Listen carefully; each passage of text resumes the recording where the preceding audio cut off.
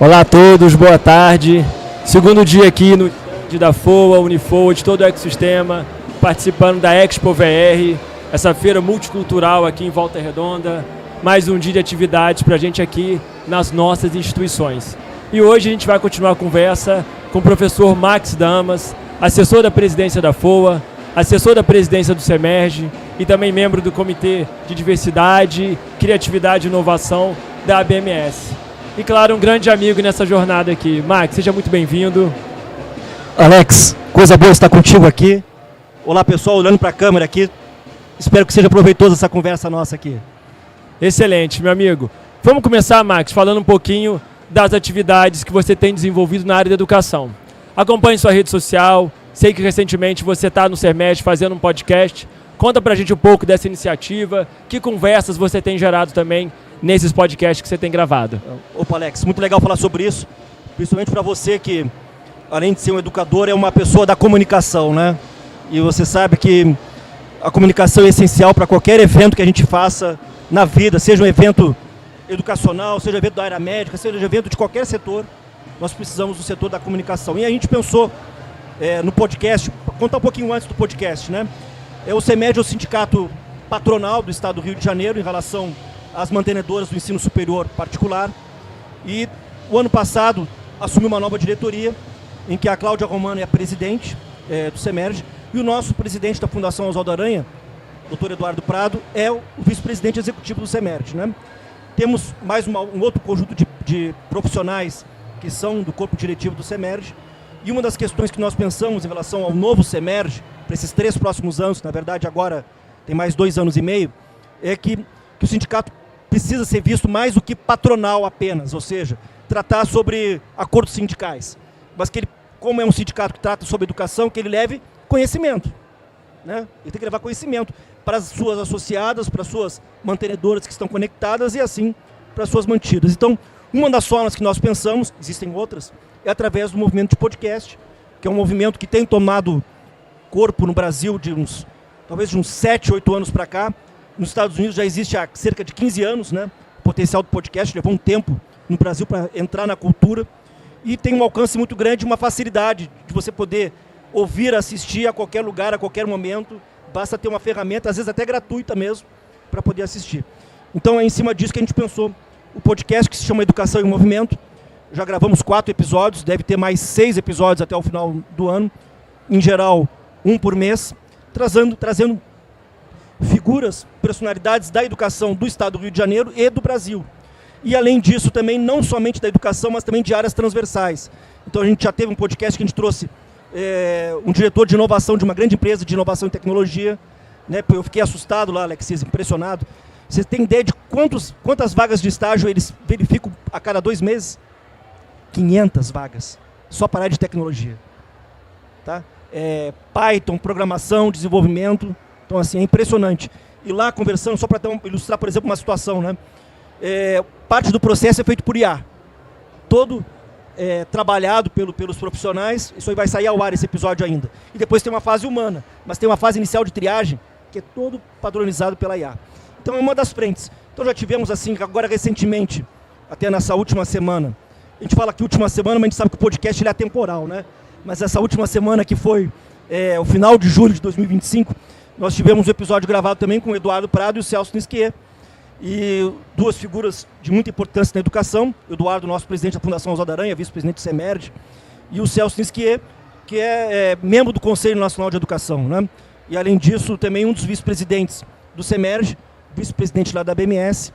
E nós tivemos uma conversa bastante efetiva sobre os caminhos da liderança na educação superior. Então, você percebe aqui que a gente falou um pouco de tecnologia já em episódio, falamos de liderança, já tivemos uma parte que falamos de regulação, também já falamos sobre inteligência artificial na educação. Então, é assim, sempre trazendo pontos de vista e necessidades que sejam importantes para o setor. Fora isso, temos organizado praticamente mensalmente também webinars pelo SEMERGE, sempre com assuntos de ponta.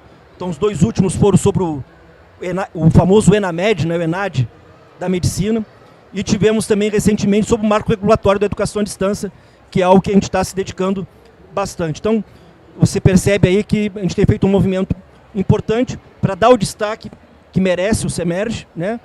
acaba também destacando na Fundação Oswaldo Aranha, que a gente tem ali pessoas participando, como Eduardo Prado e eu, participando diretamente ali das decisões e impactando a educação superior no Rio de Janeiro, no estado do Rio de Janeiro e também no Brasil. Olha, Max, quando você fala que é um podcast voltado para as lideranças, e aí eu falo isso, né? Hoje a gente vive essa transformação, as instituições têm, de fato, né, flexibilizar, mudar o negócio. E você falou, olha, é tecnologia, é regulação, é cenário que muda, o mercado que pressiona, né? Então a gente sabe que qualquer setor hoje, por conta dessas modificações, tem que encarar que está vivendo uma crise, né? A gente está em crise constante, tem que repensar. Então quando vocês criam um podcast voltado para as lideranças, é para criar o direcionamento. E essas entidades têm muito esse papel, né? Elas estão à frente, estão lá em cima, estão em Brasília, estão conversando, sabem, né, das propostas, do que pode chegar. Isso é muito importante para a gente. E além disso, falando em Brasília, eu sei que você também esteve no CNE participando de uma discussão sobre inovação. Conta pra gente o que você discutiu lá, o que você viu, o que a gente já pode saber, o que está por vir também. Ótimo, Alex. Você antes até de entrar no CNE, né, você falou de crise, né? Nós vivemos permanente crise. E crise a gente vê de uma forma negativa, né? Parece que, mas a crise ela vem de origem de uma palavra grega que diz o seguinte, que é um ponto de virada. É um ponto que ocorre na sociedade, ou numa estrutura, numa instituição, numa organização, que significa o seguinte, um ponto de inflexão para um apontamento futuro. Isso significa crise, desde a origem dos gregos. Quando a gente fala aqui e aí é importante que as lideranças percebam isso, que as crises são momentos para você ir para um ponto melhor futuro, né? Um ponto futuro melhor. Mas claro que você precisa ter ação, né? E uma das formas de você fazer a ação é por meio da inovação, não apenas a única. A inovação é um fator importante porque ele olha para o que nós estamos fazendo e tenta propor ações que gerem impacto para algo melhor. E esse melhor pode ser para o quê? Para aumentar a eficiência, para aumentar a qualidade, para aumentar as duas frentes, para você agregar valor no determinado produto. E aí o que nós estamos fazendo lá no CNE? Na verdade, fui convidado pelo professor Celso Nisquier e também pelo Paulo Fossati. Ambos são são membros do Conselho Nacional de Educação. Até colocando aqui, porque não é nem spoiler, porque foi recente, Alex. Eu fui recentemente aprovado no programa de pós-doutorado pelo Paulo Fossati, que vai ser o meu orientador. Então, para mim, é um motivo de muita admiração, porque, além de ser um conselheiro do CNE, é uma figura que tem muito conhecimento. E eles me convidaram para, junto com eles, e aí junto lá com a comissão que existe, construir uma diretriz chamada Diretrizes de Ciência, Tecnologia e Inovação para a Educação. Ciência, Tecnologia e Inovação para a Educação. Como a própria palavra diretriz diz, ela dá caminhos, né? Por enquanto, a gente está construindo um documento que não seja exatamente normativo. Normativo significa que tem a obrigatoriedade. Então, ele está baseado aí, talvez um 20% de normativo e uns 80% de propositivo, de sugestão. Isso ainda tem um caminhamento, vai ter consulta pública, audiência pública, e se espera que em dezembro tenha aprovação desse documento que vai ajudar a orientar, como se diz diretriz, a implementação da ciência, tecnologia e inovação. Aí quando a gente fala ciência, tecnologia e inovação, tem uma palavrinha que é importante aqui, que é conhecimento. A ciência trabalha com a produção de novos conhecimentos, né? A inovação, ela pega um conhecimento e aplica esse conhecimento para gerar novos conhecimentos, novos negócios. E a tecnologia, ela permeia isso, ela sai da produção do conhecimento até gerar o impacto. Então, uma das formas mais efetivas de você gerar o impacto por meio da inovação, a partir de algo conhecido pela ciência, trazido pela ciência, é por meio da tecnologia. Então, essas três palavrinhas, elas estão juntas, né? Se você olhar na educação superior, quando a gente tem as pró-reitorias de ensino, pesquisa e extensão, também está ali conhecimento, né? Quando você fala de ensino, em geral, o que? É transmissão. Hoje em dia a gente pensa até um pouco mais, mas a gente pode pensar que o ensino... Aprendizagem no geral, né? É a transmissão. Quando você fala aí da pesquisa, você está pensando que em produzir novos conhecimentos. E quando você fala da extensão, você está falando o quê? De aplicar os conhecimentos. Então, essas diretrizes, elas têm sido pensadas em quê? Em tratar essas questões da extensão, da territorialidade, dos projetos pedagógicos, do alinhamento com a BNCC, que vem lá no ensino médio também, com alinhamento com algumas diretrizes, com o perfil do novo docente, e você estimular o quê? Que essas três frentes sejam frentes importantes para levar o Brasil para o futuro, o Brasil para frente, né? Na verdade, quando a gente pensa em diretriz, ainda não é uma política, ou seja, ainda não é um caminhamento de execução, é apenas um norte. Mas, certamente, isso vai trazer um fator de diferenciação para as instituições de ensino. esperamos que em dezembro tenha esse fato resolvido. Max, a gente estudou muito na época, né, dentro da instituição, sobre inovação. E a gente sempre falava isso. A grande importância é você experimentar. É tentar pegar esse conhecimento e aplicar. Porque não adianta a gente pensar que, olha, foi feito lá que eu vou replicar da mesma maneira. Porque cada instituição tem um perfil, cada professor, né, também tem um perfil. Então, se eu quero criar algo novo, eu preciso experimentar. É essa mentalidade da experimentação. Por mais que eu tenha várias pesquisas ou resultados que favoreçam essa experimentação, eu preciso colocar em prática, aprender com essa experimentação e o resultado disso me traz o conhecimento e assim, né, a inovação. E a inovação é um desafio para as instituições de ensino, que muitas das vezes ainda se encontram, né, em processos burocráticos ou em maneiras muito comuns de se fazer a aprendizagem, né? Então, quando você fala que a gente tem um documento que vai nortear, não só por legislação, mas com essas diretrizes ou como você colocar em prática, a gente está falando de uma possível transformação na educação, né? Transformação, porque a gente, quando olha, Alexis, a gente já conversou bastante sobre isso, nós trabalhamos. Para você fazer uma boa gestão de qualquer coisa que seja, você precisa de um planejamento e você precisa de indicadores que acompanhem aquele planejamento, ou seja, as ações assim planejadas. Às vezes, as instituições de ensino pecam por focar muito os seus indicadores em indicadores de processo, ou seja, você faz a coisa muito bem feita. Os processos estão muito bem desenhados, muito bem arregimentados, organizados, estruturados. São indicadores de processo. Mas é importante que também se trabalhe com indicadores de impacto. E os indicadores de impacto são os que, de fato, geram transformação. Porque você pode ter ótimos processos desenhados, mas se eles não apontam para uma ação e para o impacto, você não consegue medir. Então, a gente pensa com essas diretrizes, levar o quê? Indicadores também que sejam indicadores de inovação. Tem também, está rodando também, já para o final do ano, os novos instrumentos de avaliação que devem trazer indicadores também a ver com impacto. Porque senão, o que acontece?